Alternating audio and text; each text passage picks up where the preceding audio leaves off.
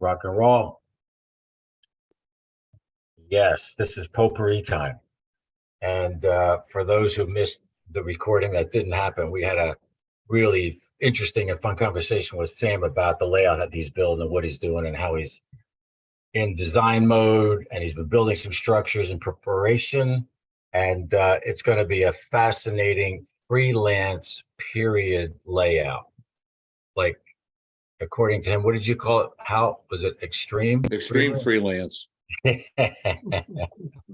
Fantastic. Have you thought about equipment or locomotives or anything that you want to Actually, use? I have some that I picked up over the last few years when been thinking about doing this. Right. So I had it started with, I mean, it's a long story how it all started. I mean, I was working on the sesquicentennial of the Civil War celebration in Baltimore.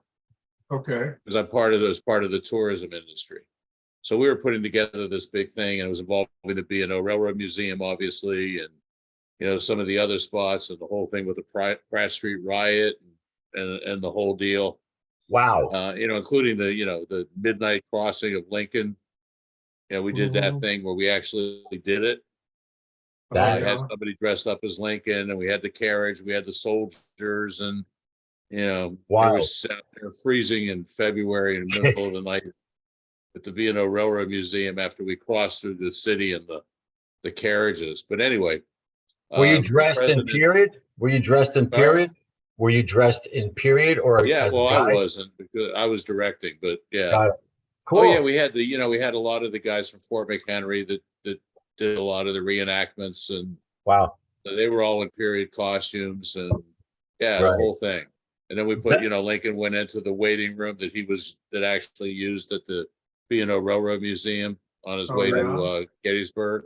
Right. So we had that. So I mean, I was kind of backwards, but anyway, so we did that, and then we had some other things that we were doing too. We actually did a parade, although it got pretty well soaked by rain, but it was a parade to sort of commemorate the whole march through Pratt Street of the federal troops, and from one station to the other station, where we had the first casualties. Is that when you first got turned on the railroads? Sorry? Is that when you first got turned on to the railroads? Yeah, well, I mean, I had been interested when I was a kid, like everybody else, but it just kind of fell by the wayside. And and then at the end of the celebration, Bertie Wilson, who was the president of the B&O Railroad Museum, stood up at my office one day and said, I wanted to give you this. So he gave me one of those Bachman sets, the 150th commemoration.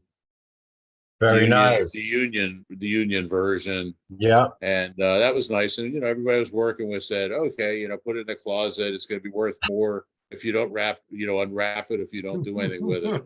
So it did sit in a closet for about maybe 2 or 3 years. And I finally took it out and said, you know what, I'm just going to put this up on the dining room table and see how it works. Things are working. That started the whole thing. Excellent. Joel, did you say something?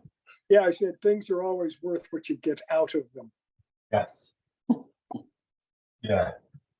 Right. Yeah, something just ain't worth the squeeze, but that's great, Sam. Wow. All right, like I said, in the fall, maybe winter, whatever you want to do. And if it's next year, that's fine too. That's cool. Okay. Are you thinking of doing some of the docks down there in Baltimore, or? Well, I mean, I'm not really doing. Oh, go ahead. I'm not really doing Baltimore per se. I'm just, it's just a fantasy thing. Okay. It's going to have a village. It's going to have a Union fort. It's going to have the trains running. It's going to have some passenger trains. It's going to have some military trains. Right. What's so cool about that, it isn't any era. So as we come in as observers and whatnot, you create an entirely different landscape with which to experience the era. That's too cool. That sounds cool. Great. And some of it may look like Baltimore. I mean, I was thinking about putting a dock in with some ships at some point. Right. More down the road once I actually get this thing moving. Yep, I get you. Cool. What type of space are you looking at? I actually have a lot right now. I mean, I don't want to overdo it because I know it'll happen. You kind of just get overwhelmed, and Say, oh Yeah. man, I'll never finish this and I just can't manage it, whatever. So I'm going to try to start, a relatively small L shape. I mean, it's not small, but it's, it might be, 8 feet, Okay. something like that. That's I mean, I've good. got a couple spaces in the basement that fit real well for that. It's unfinished down there, so there's, I can kind of do what I want right now until my wife gets a hold of it. Move on that quick, brother. Move on And, that and quick. then it'll be finished and it'll be something, but I don't know what it'll be, but it'll be something. Possession Where'd you 9/10. I got I claiming my territory. Get a chance to see the Ellicott City Station? Yes. While you're working the bicentennial, they did a nice overlay. We did our 2012 convention in Baltimore with the B&O Museum, with the War Came by Rail. Yeah. And That was grand. at that time I was in DC, so Baltimore was, was a short side trip. Matter of fact, for a while I worked in Maryland, in Adelphi. But so are you in Maryland? No, actually, I'm outside of Philly right now. Okay. Are you kidding me? Whereabouts are you outside? We are like between Coatesville and Downingtown. Okay, because I'm down the road from Philly in Newark, Delaware. Yeah. Okay, So, fairly close. Yeah. You're and, probably a good 2 hours from me, or an hour and a half, right? I don't know, where are you? I'm not sure. I don't remember. Long Branch. Yeah, a couple hours anyway. Yeah, yeah. Well, we're gonna get your butt here, definitely this fall. One Yeah, way and or I'm sorry I couldn't make the convention. I just had a previous trip booked with my wife, and it was sort of her trip that I booked for her. right. So and it just overlaps, unfortunately. Hey, well, your And priority. she's from Memphis, so she would have been very excited Oh! to go and do that. So yeah, Maybe got she's willing family to do there. maybe she'd be willing to do her party in Memphis. We'll help out any way we can. Okay. Anyway, could you guys excuse me for just 1 minute? Yeah, I'm yeah. gonna take care of something. Thank you. Show enough. Show enough. Wow, that sounds fascinating. Charlie, how you doing? William? Your Baltimore would be a great layout to do. What's that other station? Is it President Station? President Street Station. President Street, yeah. Todd's still there. The train shed's gone. Of course, on the other hand, the B&O station may, sort of there, but there's a ballpark where the tracks used to be. No, but it would be a great Civil War layout to do. Yeah. You could also do the Philadelphia, Wilmington, and Baltimore. And then you could, if you wanted to do Baltimore section, you could do it between Baltimore and either Relay or take it all the way up to the Susquehanna. There's still a couple of the old brick warehouses towards Philadelphia, if I recall. I have shots of them. They may have been subsequently torn down in the last year, but they were there 3 years ago. It'll be fun to see how he takes his interpretations from railroads and creates a layout from it. That'll be fascinating. I mean, just the thinking behind that. That's fascinating. Yeah. As long as it looks like he's trying to capture the essence of the feel without doing anything, specific. Well, Right. well, Which is kind of what excites me, is that you have a lot of ability to freelance, but you're basing whatever you do on, there has to be some reality or, historical context that would Fascinating. justify it. Fascinating. We could Yeah. start rating people's layouts, whether or not they fit certain criteria. And if they do, you get an award. oh, I have some good criteria and you'll be in deep doo-doo. Yes. Well, I'll wait on you. Thank you, Joel. But definitely I'll run it by you just in case I miss something. Oh, yeah. Hey, Joel. Yeah. Roger Rossi, who's a fellow Greater Houstonite, Yes.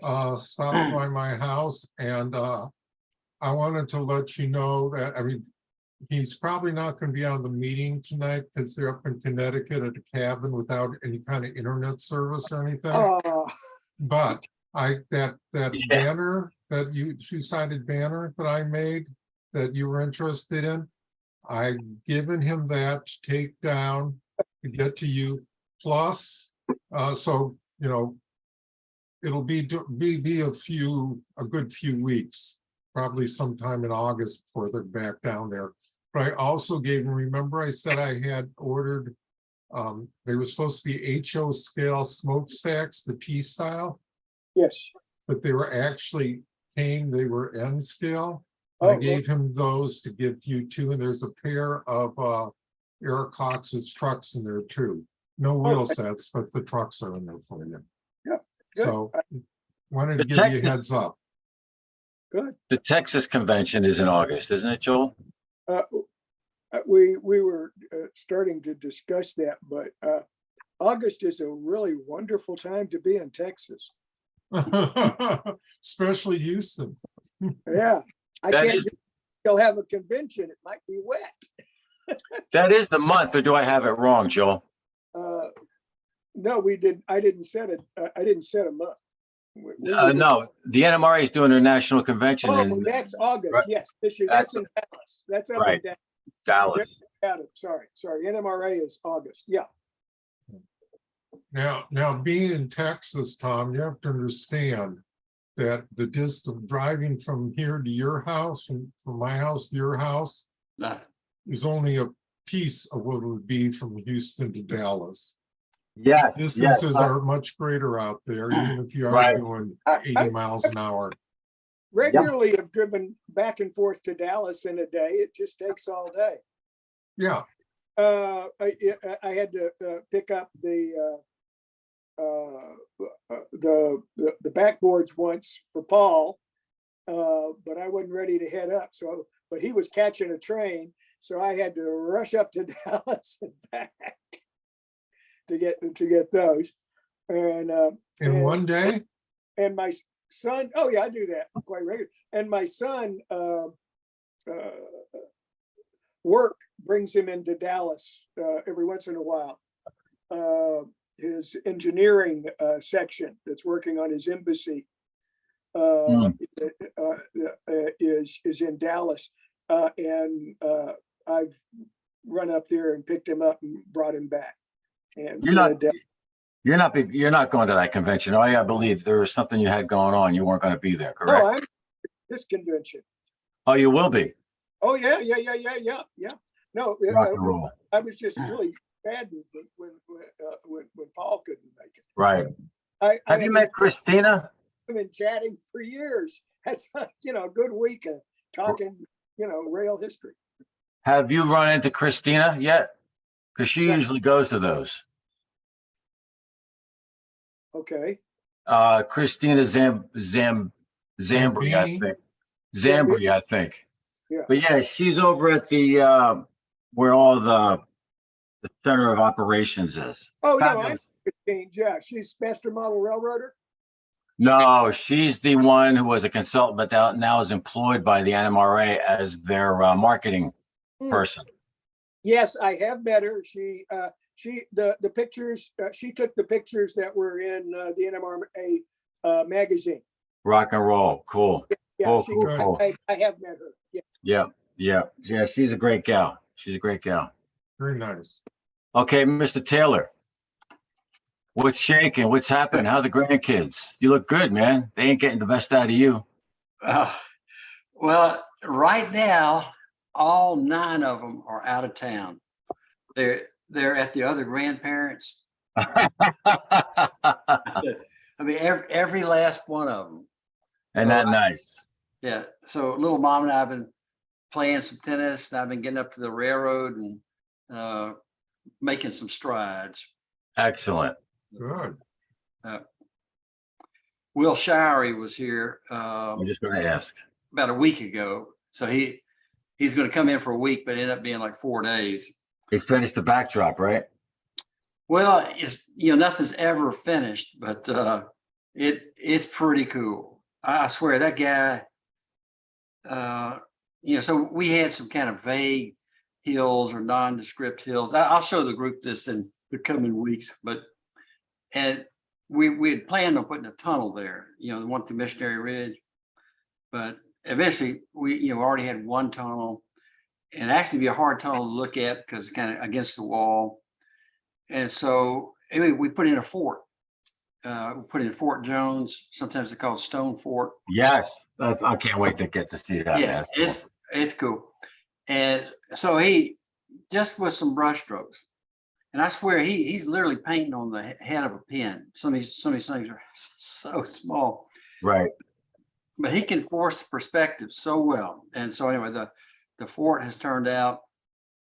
I've printed all my brick paper for the machine shop. Oh man, it's got pilasters and banding and whatnot, and arches and semi-elliptical headers for the pedestrian doorways, and You can do it. Wow. You know what? so If we need a clinic, and I know you got going on, but if there's stuff that you've already put together, and don't even think about putting a press on this, but if you had something you want to share with us about the layout that we should know, that could be a fun, even if it's like 10 minutes, just something to consider, because we got some time. Well, it's interesting that there was Charlie Curo, he was my Yes. medical illustrator in real life, and then he helped me big time with the train. But he retired totally a few years ago, and so I had to do the Memphis Roundhouse, and now I've done this machine shop without him. But I hope it turns out as well as his, but it looks pretty good. That's great. Mm-hmm. Yeah, he's a gem. And then, so, I've been forced to learn a little bit about Adobe Illustrator and Photoshop. I bought a year's license so I could work my new printer to print this brick paper and arches, all the stuff I didn't want to get into. But it's kind of similar to, I had a good friend that initially did my first few decoders, John, and then he passed a few years ago, and I ended up having to do the next 18 locomotives. So stuff you kind of swore you'd never do or hope you never have to do, I've had to do. Yes. You know what? Speaking of locomotives, quick question. Mm-hmm. There's a statement and a question. There's a fella named Nick Kane that's a member of our group, but he's been on the down low, but he's been emailing me all kinds of stuff. He's the one that's doing that scratch build of a 440 in brass. I mean, like everything, smoke boxes, everything. And he was asking me, but I forgot, and I didn't want to go back through the archives, that on the top of the stack, that band up there, that would be painted red sometimes. And I said, wow. And I couldn't find it in the books, but I remember reading where there was an account and they mentioned that the rim of the stack was red and it meant a hospital train, so it wouldn't get hit. Now, I don't know if that was a one-off incident or what. And then I know Dispatch, a locomotive I had out of Norris, that was, according to Wilkie, they had purple. So I did mine in purple and I painted the band. So I'm thinking maybe Wilkie said something to me and I completely spaced it out. But anyway, then I talked to LeBron today, and his theory or his approach is whatever the primary color of the locomotive, he paints that as the band as well. I'm like, wow, okay. Lots of interpretations of it, but fascinating. What do you guys have any thoughts about that? The painting of the bands? I would have to go upstairs and look at the locomotives. Dave Schneider did a lot of research, and so anyway, I right now I can't tell you if there's. And you're talking about just the upper rim of the. Correct. Yeah, I don't think any of yours have the upper rims painted, Charlie. I don't think you did that. On the locomotive that's over your shoulder, that's your backdrop there. Yeah. are you, is it the vertical kind of land on Yep. the stack about 8 inches tall? Yep. That whole area? Or Where it something? goes from conical and it goes straight up. Okay, got you. All right. Yeah, that I'll band. I'll take a look. I don't know. Fascinating. Joel, you have any thoughts on that, or DC or Sam? No, it's okay. We already, yeah, DC and I already talked. The other thing that he was asking me, I never even thought of thinking about this, but he says, what do your locos weigh? I said, what do they weigh? I don't have a freaking idea. And then he was saying, he was thinking maybe this is, Charlie, you would love this dude. He's thinking maybe there's probably a ratio between the weight of his locomotive and how many numbers it can pull. And I weighed mine, and it went from like 290 was the lightest up to 330 was the heaviest. So I'm going to do it. Grams, 330 grams or what? Yes, sir. Yes, grams. Yep. And I'm going to take each locomotive, weigh it, and see how many cars it pulls, and see if the actual weight makes a difference at all in the locomotive. That's just going to be an experiment. Yeah. But there could be other variables there, Tom. Mm, You know, kind Oh, of yeah. unnoticeable binding in the gear mechanism, or right. Yeah, I'd have to make sure. What's that, Charlie? Or a traction tire. Yeah, a rubber band on wheel. Yeah. Oh, you know what? That's the other thing I want to tell you. This fella Nick sent me this link to this fella in the UK.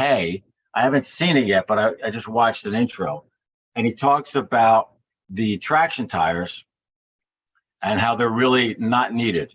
And then he goes into some other, I guess, way or material that he uses to make it so it works. Anyhow, and I forgot to get the link because I was going to put that up tonight, but I'll put it up during the recording. Yeah, it's fascinating. Without the Charlie, yours, the SMRs have traction tires, yes or no? No.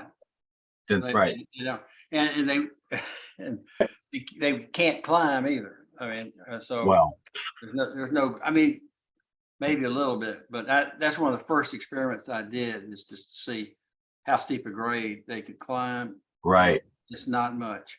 Yeah. In fact, I mean, you could go all the way around my layout and you probably couldn't gain enough altitude to go back over it, you know? Yeah. I'm not surprised. Yeah. I think early on, you know, is this, you know, so Dave Schneider commissioned, you know, the old locomotives, and he didn't have any way to drive them. He had a piece of straight track at his home, and so he would just make sure they worked before he sold them. But he had no idea what curve, you know, it could make, Yep. and Wow. you know, what grade it could handle. So I did a bunch of tests, and one of them was weighing the locomotives, and actually had 2 scales. And so I put one scale underneath the 2 drivers and the other underneath the pilot. Wow. Just to see how, you know, the weight distribution was. And Yeah. so I don't, that's 13 years ago, so I forgot what I measured, but Wow.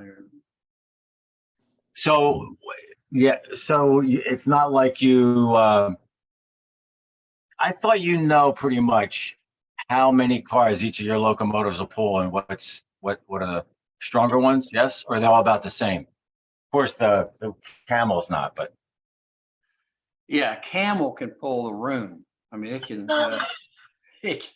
It's a real heavy engine. It basically can. So I got it pulling all 12 or 16 coal cars I have. It goes all the way across the trestle. So they're real good. The beautiful ones, the Yona, and the, oh gosh, and I have a sister engine too. It's got the working wall sharks gear underneath it. I mean, it's cool. They can only pull a couple cars, you know, kind of BTS cars, wooden cars. yeah. okay. And you know, the other parameter or limiting parameter on my layout are my reversing sections. And so, and that's I think it's 54 or 55 inches. So Oh, in general, I don't pull a train longer than that. correct. Or Yeah. it'll cross 2 segments and short out. Yeah. But Yeah. I can stage one. I can cheat and I can stage, you know, a great long train with the camel as long Excellent. as it doesn't go over one of the reversing sections. Right, right. Isolate that thing so somebody doesn't have pilot error over there. Mhm. That's been, I think, the and Bill will check me on this, but I think, you know, the last time there was a lot of shorting going on, and the time before that, I don't think it was that much. And I was thinking, man, what is all this? So I put all the breakers in. The breakers are just about done, and we'll be able to isolate much more cleanly. But as I've looked back, there, I'd say at least 50% of the time, if not more, Bill, check me on this, DCU too. It's pilot error that causes the shorts.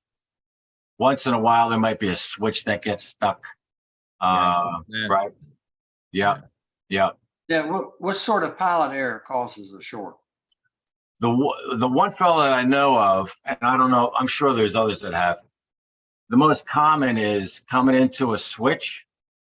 And if it isn't thrown in the direction that you're coming or going, and there's about almost 13 inches. So if you only get part way in, and you throw it, it's going to short. And that's only because the turnouts themselves are pretty long. And yeah, so anyway, that's what's happening. It would short. And how I would know is I would just move the locomotive or take it off. We did a few of those. Yeah. It's good to have replacement engines. Well, are your frogs isolated? Yeah. Are you using the frog juicers for No, them? just the tortoises. Okay, so the tortoise throws it manually. Uh, I mean, Well, it throws reverses- it. Correct. reverses. Yeah. Because the one thing that I don't want to say regret, but the one limiting piece for me is that the throttles are thrown. I mean, the turnouts are thrown from the throttle. I'd want them to be manual. But I actually went to see this guy, Paul. Ever hear of Paul Scholes? Yes. Yeah. Oh, yeah. Writer for short. He was big with what's the group, Northwest? No, he did a beautiful layout like 1880s of Portland area. And I was out there on a work trip, and he let me come over to his house because I wanted to see how he built his hand throws. And this is back, we're talking about 90s. And he did these drawings for me, and he mailed them to me. And I looked at that, and my mind just went to frickin' jello when I was trying to figure out how to do these. But just to give you an idea, I've been looking at manual throws from the beginning, and it was hooked up with the NCE throttle. So I thought, you know what? Until it moves me, I'm just going to leave it as is because it works. Yeah. For the I most. still, yeah, for the most part, right? Well, okay, what switching? The tortoise, you said? Oh, the Yeah, tortoise the switch tortoise. machine. Okay. Yeah, And yeah, then- they're great. Yeah.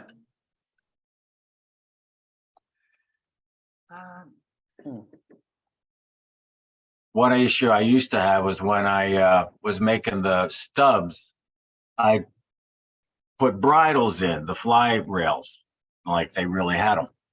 And I used brass wire, but I used, wait a minute, stop. Jeez, wait a minute. You're not, I feel very judged right now. No. Think nothing of it. Charlie and Joel's trying to keep a straight face. Charlie's the only one that's being a minister about this also. Thank you, Charlie. He's pretending he's drinking his coffee. Iced tea, right, sweetened. No, I straight. put, Right. shut up for a second, will you? I put epoxy on the other side. Sorry. Yeah, okay. And put it in there, and it really wasn't an issue until it was. Mm. So, okay, you're right. There was not the most, so I've been using Plastruct, little pieces of plastic. Lesson learned. Where have you been putting those? The As plastic. bridles and the fly rails, Okay. gauge holders. Yeah. Well, Tell you how. so if you're using your NCE throttle to talk to your tortoise, okay, so over that the switch, I'm just saying, may or may not be thrown the way you need it, okay, as you enter it. Right. One And you ad- might need to change it. yeah, one advantage to the way I do it, or I use manual throws, but you could use but you could use a tortoise if you wanted to. But the frog is controlled by the frog juicer. Right.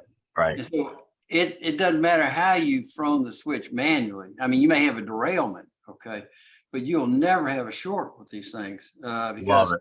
I mean, just in an instant, it switches it the way it needs to. And it's great in crossovers. You got two parallel tracks and you got something goes across. I mean, they're good. That's good. Yeah, Charlie. Yep. That's good. Yep. I know we've talked about that in the past. And I'm thinking I could be more convinced to do that. Yep. And figure out a way to do manual throws. You wouldn't have to change your throws. You could just let a juicer control your frog. Okay. Yes. And yes. so you just don't use that lead off your tortoise machine, for the manual switch. I mean, just assuming that you're going to have operator errors. Exactly. That's going to happen anyway. But to your point, at least it won't short it. It'll just derail it. Right. That'd be more of an interesting photo op too. I grew up on HO and Atlas track, and I tell you that stuff was bulletproof compared to what we have to deal with now.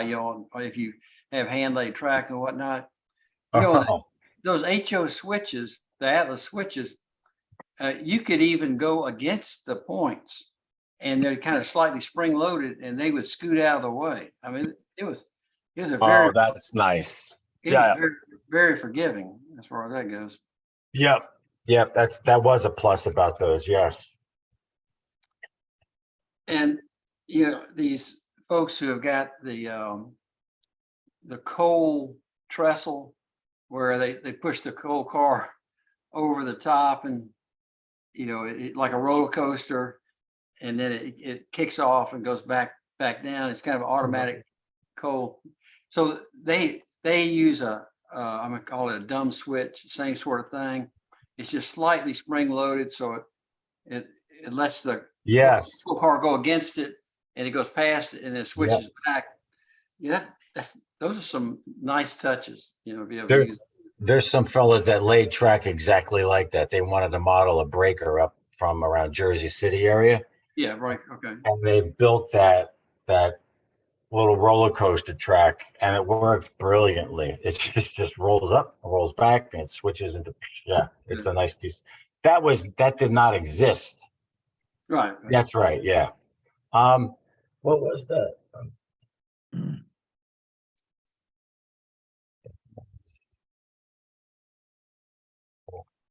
Well. Remember? Were you guys on the one? Sorry, where I guess it was maybe the last one where Roger gave an update on his layout, and he was talking about these shots that he was zooming way into, and there was one of this arch like out in the middle of nowhere. Do you remember that? Yeah. And then there was a platform right in front of it, and it looks clearly like it was a spot where they loaded and unloaded cattle.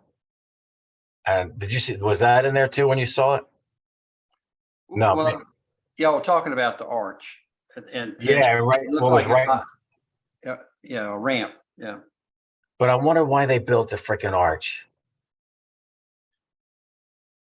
It couldn't be structural unless there was something pretty heavy duty behind it, because that was massive. Was that the arch where they lifted the cars to change wheels?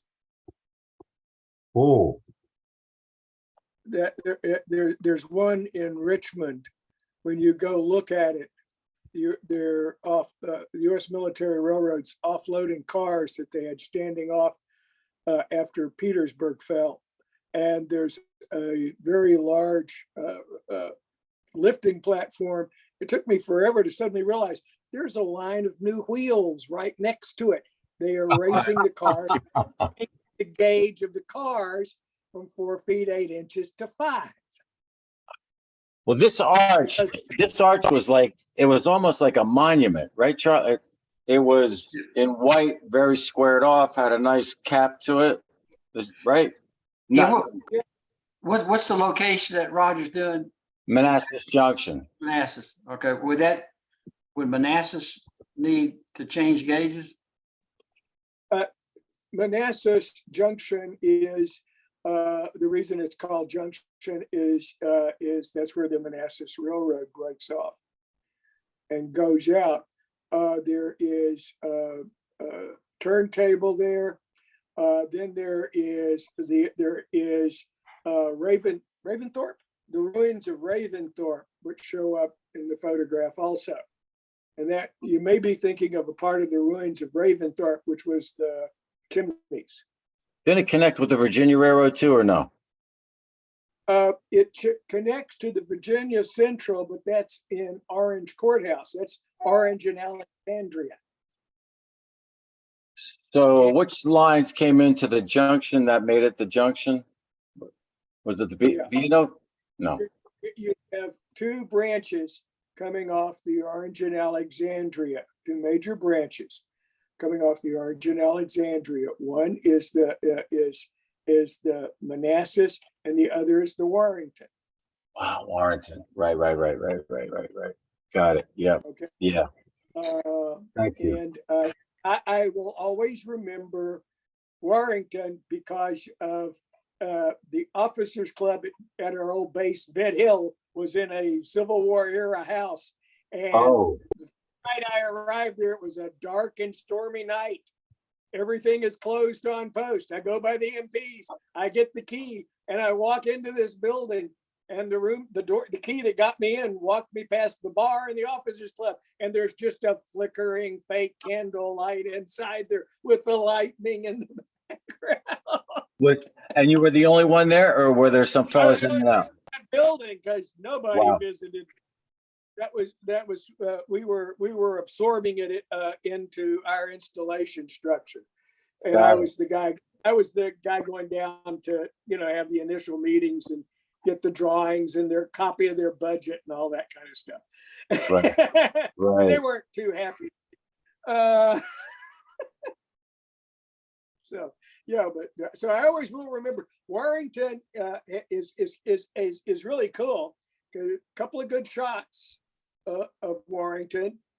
It has a turntable at the end of the branch, and there's a pretty good plan for it.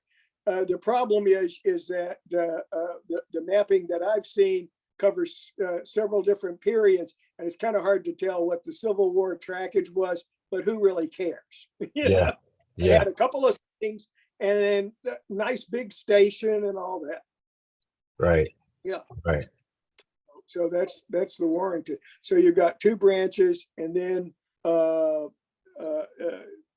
it goes Brandy Station. Yeah, that Brandy Station, Culpeper, and then it goes into Orange Courthouse. There may be one small sub stop. I think it's a water tank, actually. I think you just made the case for the arch. I mean, with all those different lines passing through there, maybe that arch was just for doing that, lifting up the cars, changing out the trucks. Well, they had a lot of problems around that area too, my lad. Yeah. Because it were militarily speaking. Yeah, you had there was a lot of wreck recovery there.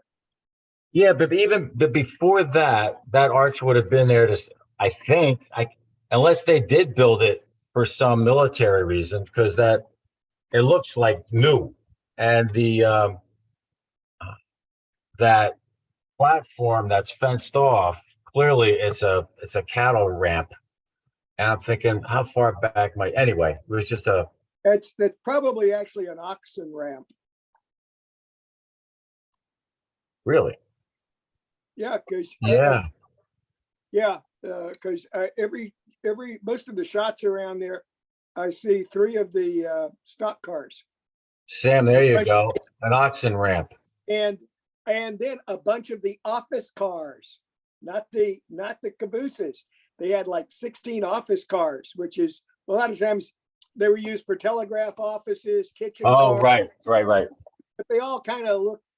They're all a modified boxcar, just like a Yep, conductor's car. right. You know, that was one of those things that I probably stared at for years until I suddenly said, "Oh yeah, 16 diverted to office." No wonder because they have like all sorts of extra chimneys coming off the roof. You know, Oh, yes. Because where you had the kerosene lights, you had a vent over that to exhaust the gas as always, and then you Right. had a couple of stove vents. So you said, oh, that one must be the kitchen car, for the cruise. Right. And I'm Right. sitting there going, "That's good. That is my next train to build." Seriously. Oh yeah, it really it's easy peasy. The hard thing's going to be trying to make sure I have all the roofs right. That's a cool project, man. That's a very cool project. Really, they're just modified box cars. You can take, Right.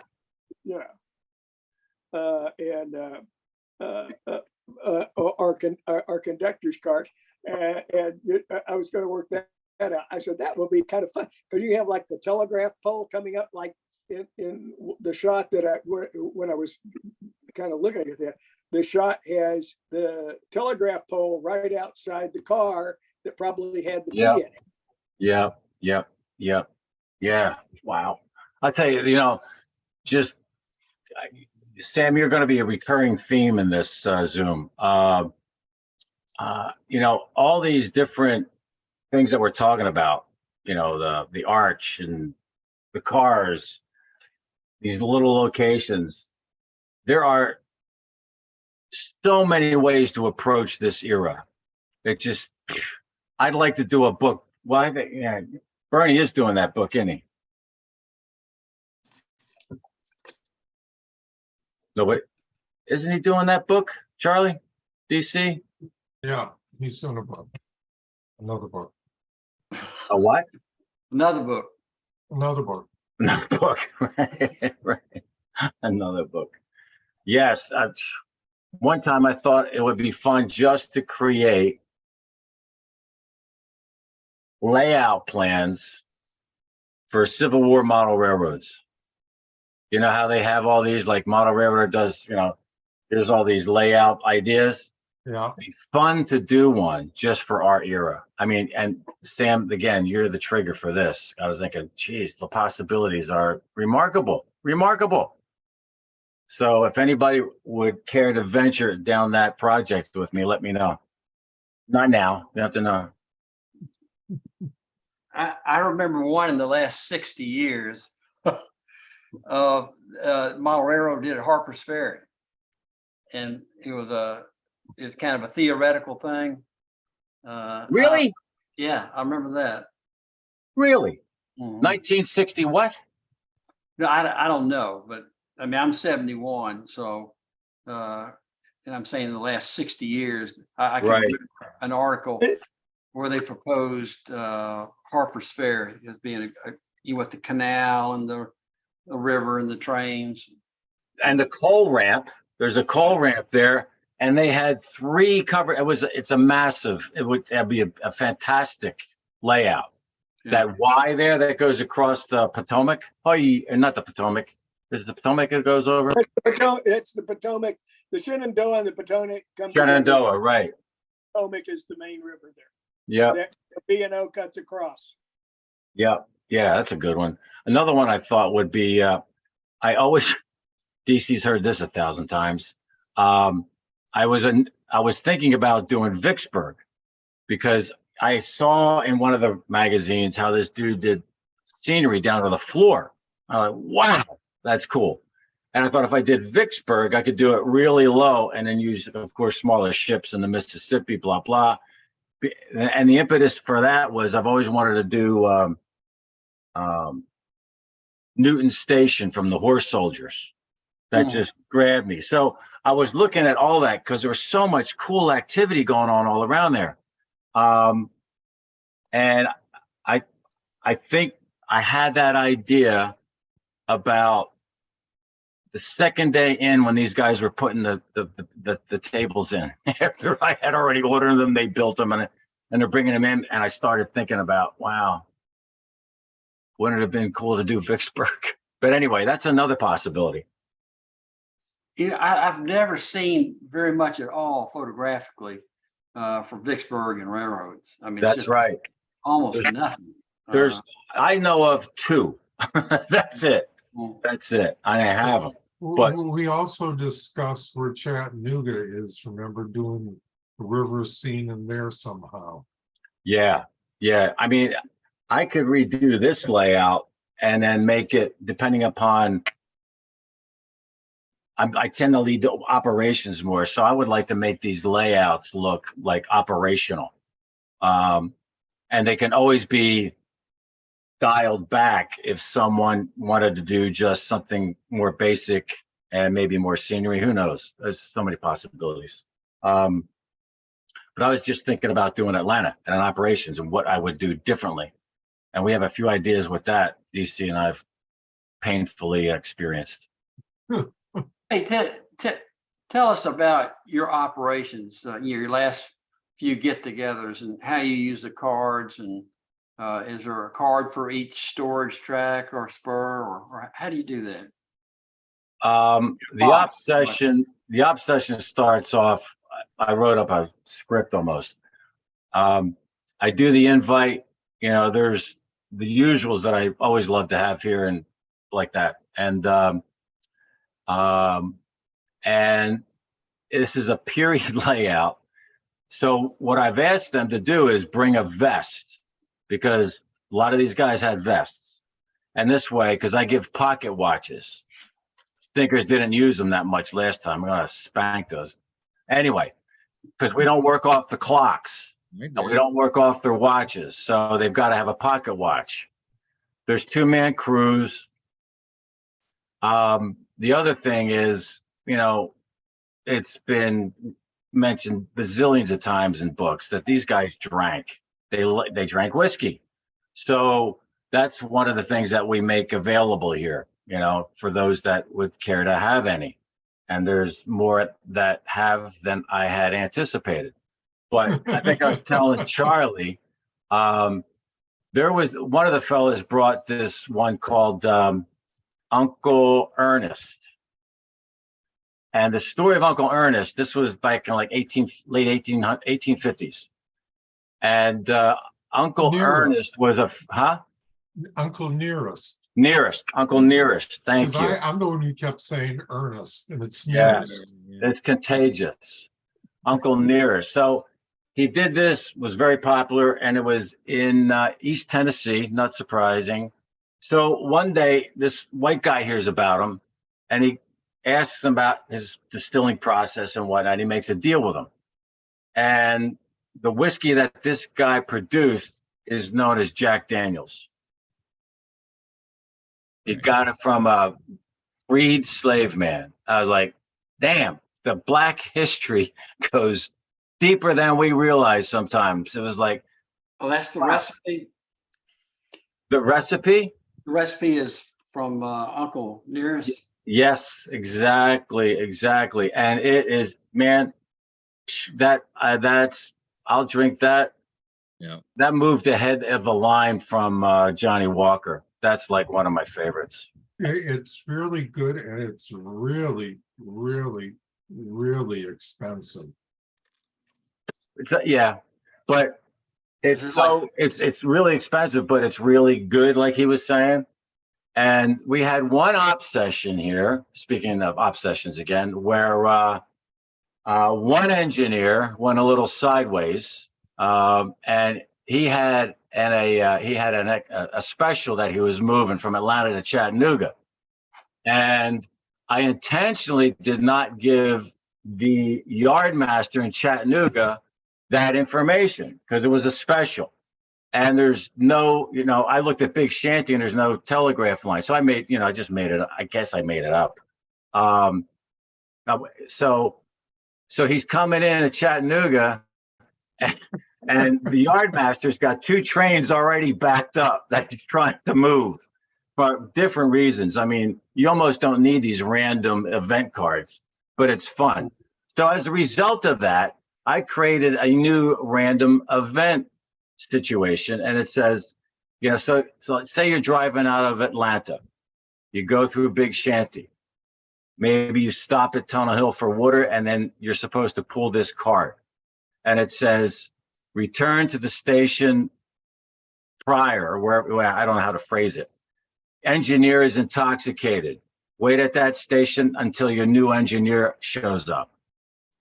That incident inspired that random event. And I bet you'll never guess who this is based on. Take a wild guess. Charlie. Oh, I'm guessing Yes, sir. you. I have no idea. Close, What? but not a cigar. Oh, Yes. is he in the meeting tonight? That's right. He is. Yeah. Sure enough. All right. Yep. I think he's the only one wearing headphones. Gotcha. Yeah. What? But so let me go on with that. So we have that, and then they get schedules. There's a clipboard that has your schedule of where you're supposed to be, when, and what cars you got to pick up or drop off. I also got a key that gives the abbreviations for the towns and for different bells and whistles if somebody, people wanted to do that. So I give the crews like 10 minutes, maybe 15 minutes, just to orient themselves. And then at a certain point, the clock starts, and then they start running the trains according to their operations. Are the trains already made, or they have to go play different places to pick cars up? Oh, yeah. Go ahead, Bill. No, there's work along the way, but for instance, the last time I had to make up a train in Chattanooga before I left, and that kind of put me a little behind because there was no yard master, and the work wasn't done in advance. So Right. Right. What would the yard master have done for you? So when I do the train order, the yard master gets his own order, right, Bill? yeah, yes, and the yard master would have made up the train to begin with. Okay. So it set me way behind on the timetable because I was doing what the guy who would have been the yard master in Chattanooga should have done to get my train ready to depart on time. So I was like 20 Now minutes. the Atlanta special was already made up. So Right. the engineer on that train did not have to take time to make up the train, even though he did stop for water and wood at every station. Was that at the same session that Bill's talking about? No, No, I No, think so. that was a no, different. DC station. wasn't there. You were doing grandpa things that day, I think. Yeah, most of the time, Charlie, I do preset them. To go ahead, yeah. Do you have some unit trains? Do you have coal or cotton that, all? I will do, yeah. Last time I did an artillery train. The special was ammunition. And then there's one train that comes in from Kingston, the last stop session, where it's an artillery train that the engineer needs to put together, but it gives them an opportunity to use the locomotive in the Y, because I love that. And I attempt to figure out the timing, but it's funny how it's like when you read of all the delays and the crazy shit that happened during the war, at least in '63, it's like I was saying, I probably don't need random event cards. Yeah. Yeah, the schedules they have not worked. I mean, there's locomotive breakdowns. What else? Yeah. Well, sometimes Yes. with new guys, they're just totally flustered, you know. Yeah. Well, it happens. I know it's a panic. It is, man. It's like, yeah. Of course, for me, I did this last few times. I did car cards. Yeah. I probably got to figure out a new way to do that because I've got these that Bernie printed out. I just changed a few things on them, and there's a whole sheet of them, and I can just type in what I want, and I print it out and cut them up, put them in envelopes, and I've got about a dozen. Bernie's got about 23 different random events, but his are some serious delays, like 10 minutes, 15 minutes. The guys here got about, like a 1 minute freaking attention span. And so if you make it longer than that, they start bothering other crews. And Well, then they get into talking, and then they say, let's have a drink. And then before you know it, they're 10 minutes behind the freaking schedule. well, you did create that new crew lounge, which really, That'll help. entice people to go have a few. You're having trouble once your crews all get drunk? That's a random event. Yeah. Right. Well, hence my story before. Yeah. I was like, geez, I got to watch this. Joel, it's not so much random as it is Predictable. eagerly anticipated. Oh, it's pervasive, not random. No. Pervasive. It never stops. Eagerly anticipated.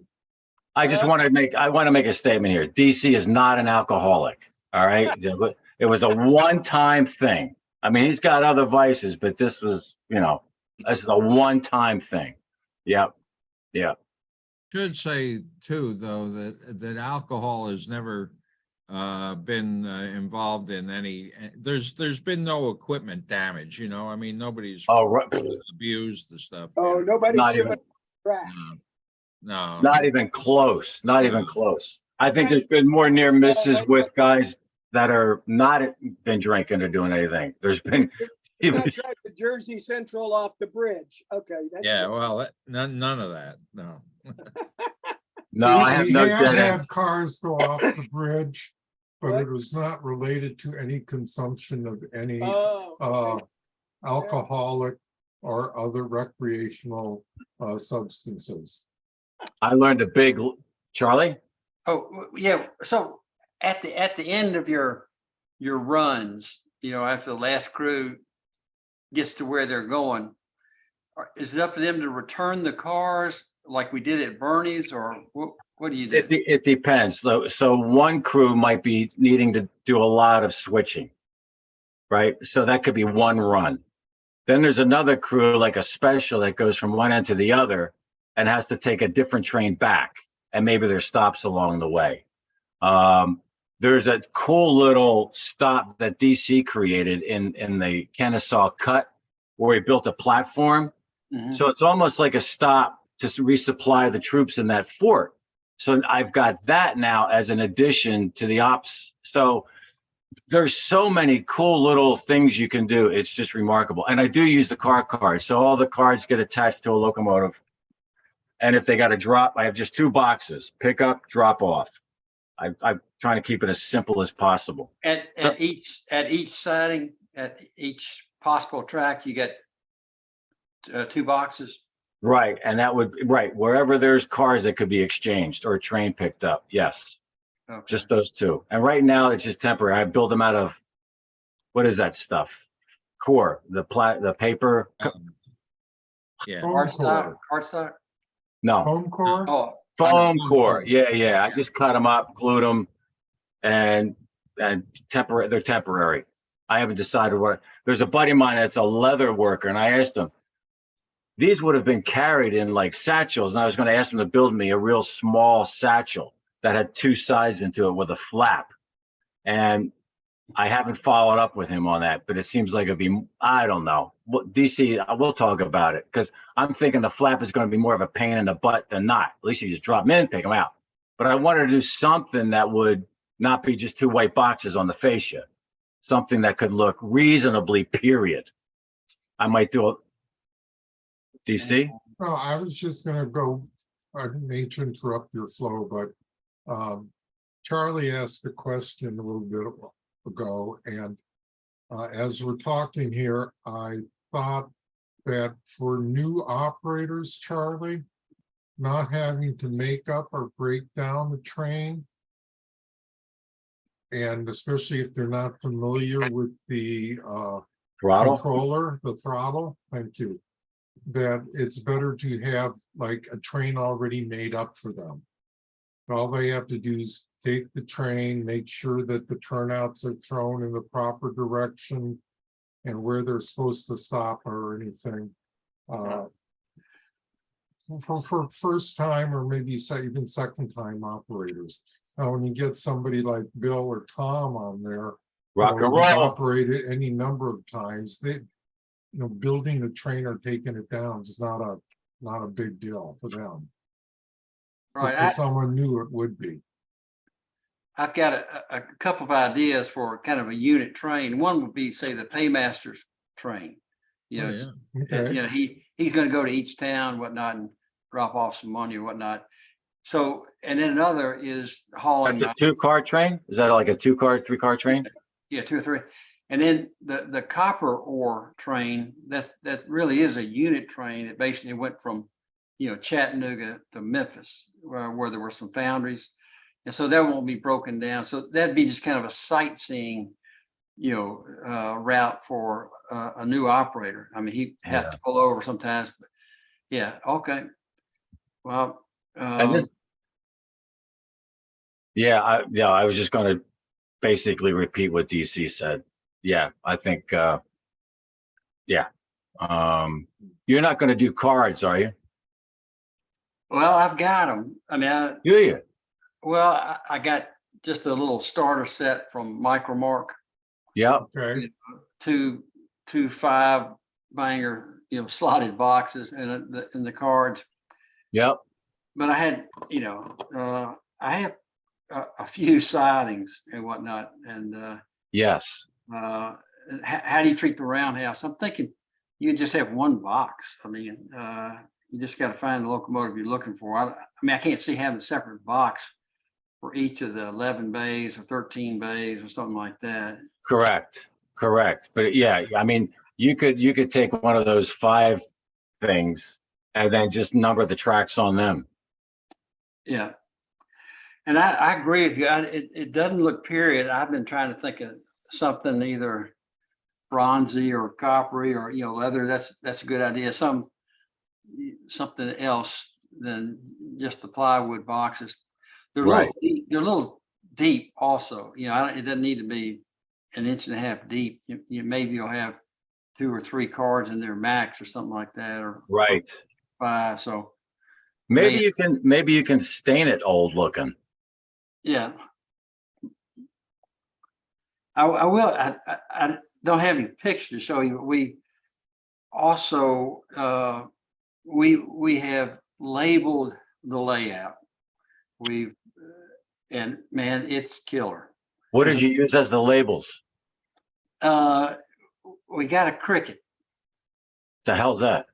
It looks like CRI-CUT, CRI-CUT. Yep.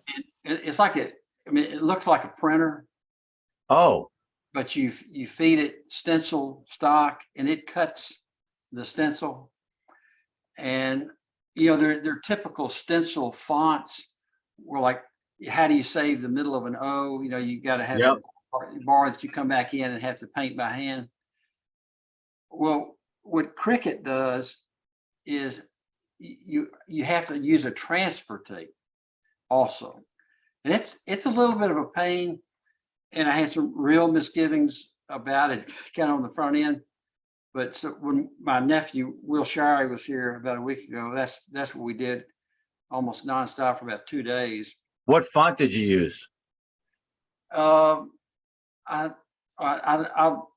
get it to you. No big deal. But it ended up, it's called like IFC or INT train or something like that. It was some old railroad font. And I actually have some tickets from Memphis and Charleston back in the 1860s and whatnot, and some timetable. I mean, I have pictures of them, but you know, those, they went crazy with all the different fonts they would use, or they also had their own money kind of. They had, certificates worth $5 or $10 or whatnot. And so they'd have some crazy artwork on these things. Wow. And we actually found almost that same font used in some of the Memphis and Charleston stuff. So we Fabulous. So I'll take a picture or two, and if y'all come to Memphis, you get to see it. But it really, I really I didn't want my nephew spending too much time on the Cricut. But even after you've cut these things, you still have to transfer them to the transfer tape, and the tape to the fascia. How big are the letters? I think the largest is about 2¼ inches tall. Right. Oh, We had two sizes. One for the big cities, Memphis, Chattanooga. Chattanooga, Huntsville. Right. And then the second size is for everything else. We were going to do 3, but enough's enough. Yeah. And, so it really turned out great. And Now, is this something, when you say you have to transfer it, so this gets printed out on something? yeah, this machine cuts, I'm gonna call it the stencil. Okay. But then you have to transfer the stencil to transfer tape. Okay. So you got to be dead on when you put that on there, right? No, not the transfer tape. I mean and then, but then when you take the transfer tape that's got the information on it and you attach it to the fascia, that's where you have to be dead nuts.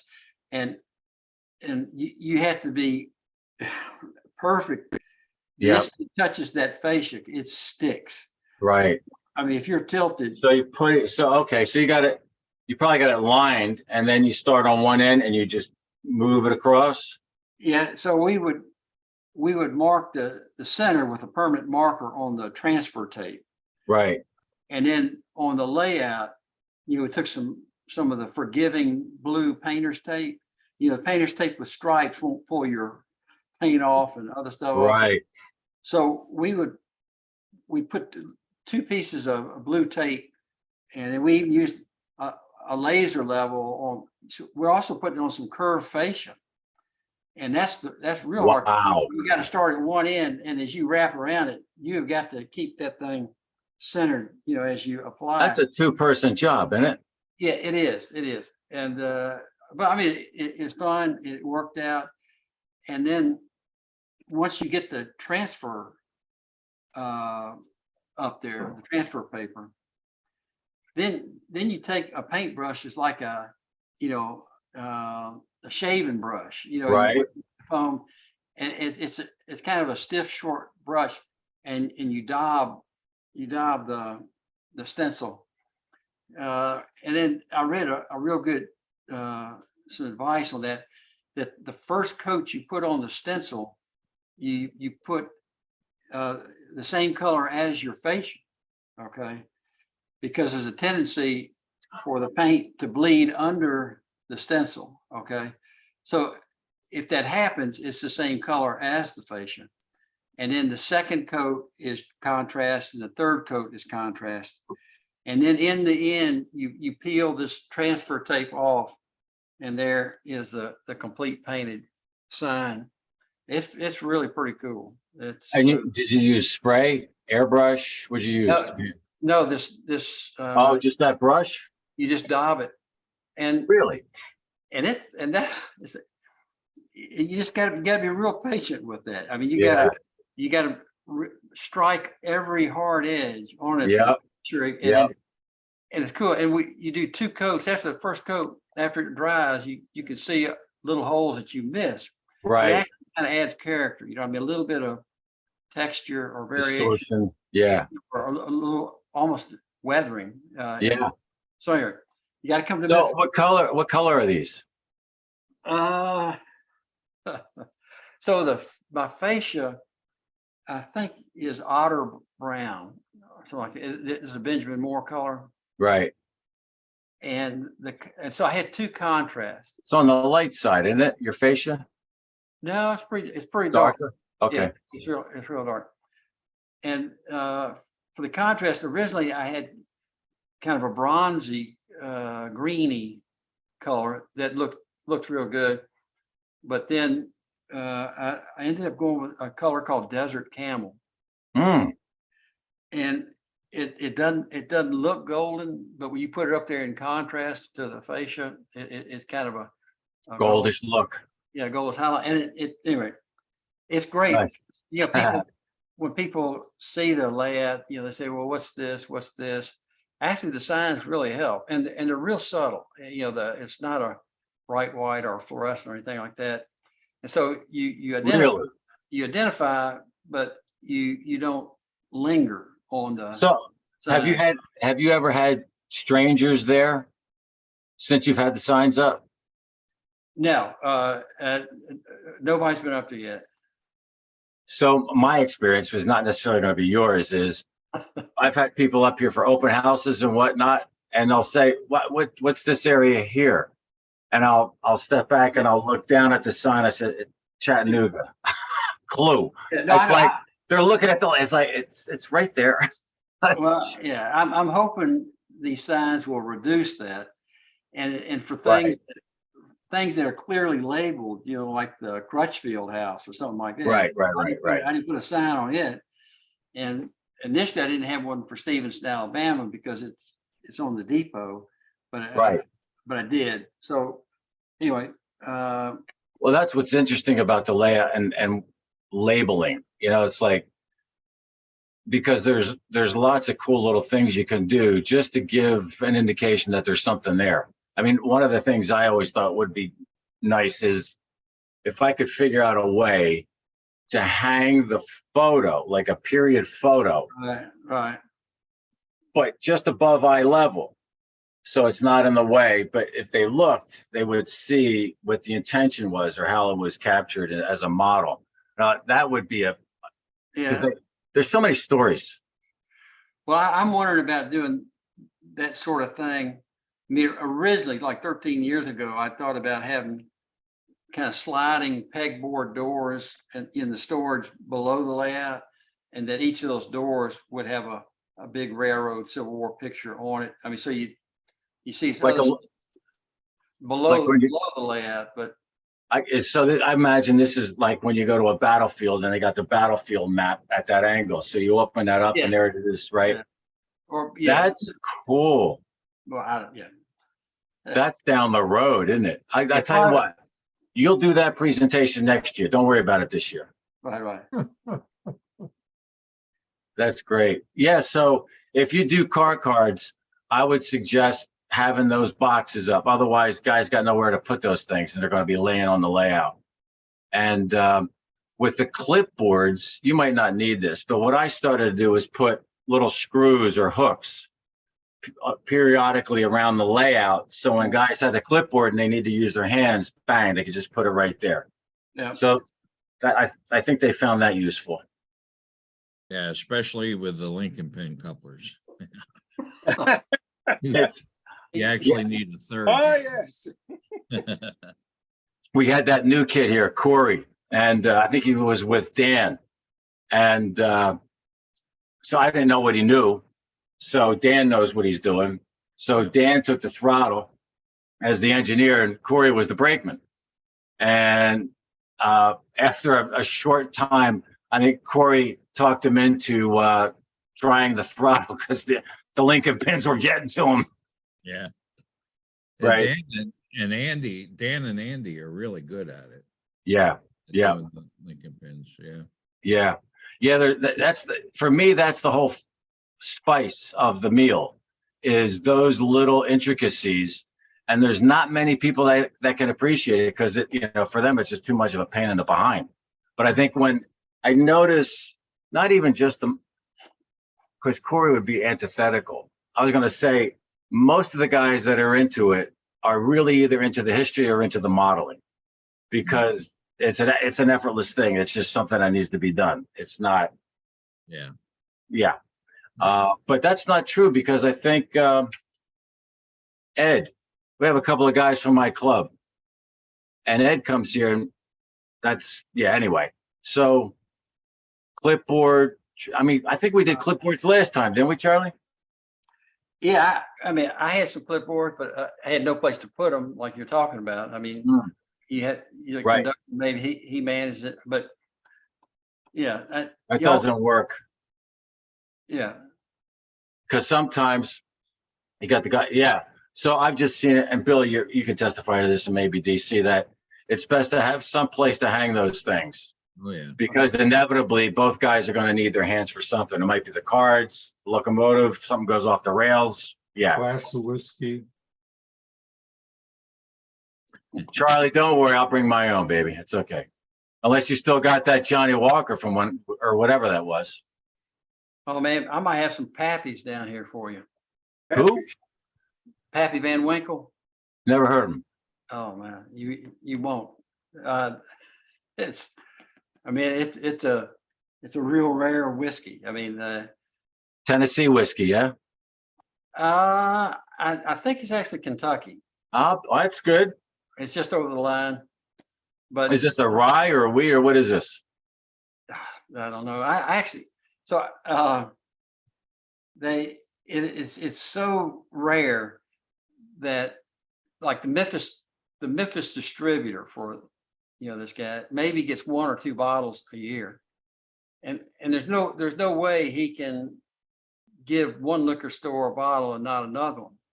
And so he always ends up giving these to charity, you know, for a school auction or something like that. And I think that's the way it is with this Pappy's all across the country. Is that Oh, but actually, I got a bottle. I gave it to my son for his graduation. invite him, invite him, invite him to the meet. No, I paid $150 for it, and the thing, you know, at eBay But that or was, something like that, it went for $15,000 a bottle. This stuff is really strange, but is it unopened? well, his isn't. I mean, we damaged that a little while ago, but if he had hung on to it, but anyway, we'll find something. That's very nice, very nice, very nice. But it would be nice to have something, period, rather than the plywood boxes to put the cards in around the layout. So I'll be thinking about that. Yep, me too. Yep. I think that's it. Are we? No, we're not. Hold on. So if we did a session with you on Friday afternoon and then Saturday morning, would that work? Or would you Yeah. prefer it all like Friday? Whatever you want, whatever you want. Thank you. That's great. I'm leaning to Friday afternoon, Saturday morning. Fine. Yep. Yep. Anybody get a chance to look at that C-SPAN video of Christopher? He did a thing called Rails to Oblivion. No. Yeah.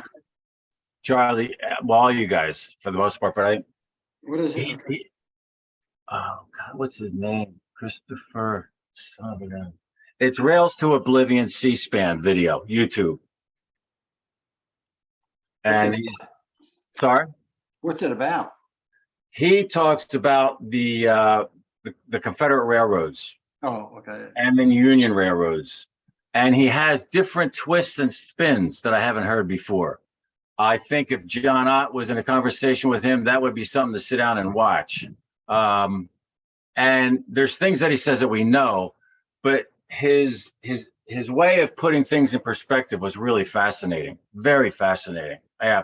Matter of fact, I reached out to him through Facebook because he's retired, and I was going to invite him as a guest speaker. That'd be good. I know, but I haven't heard back from him. That's the only reason I'm telling you, because I was going to have it be a surprise.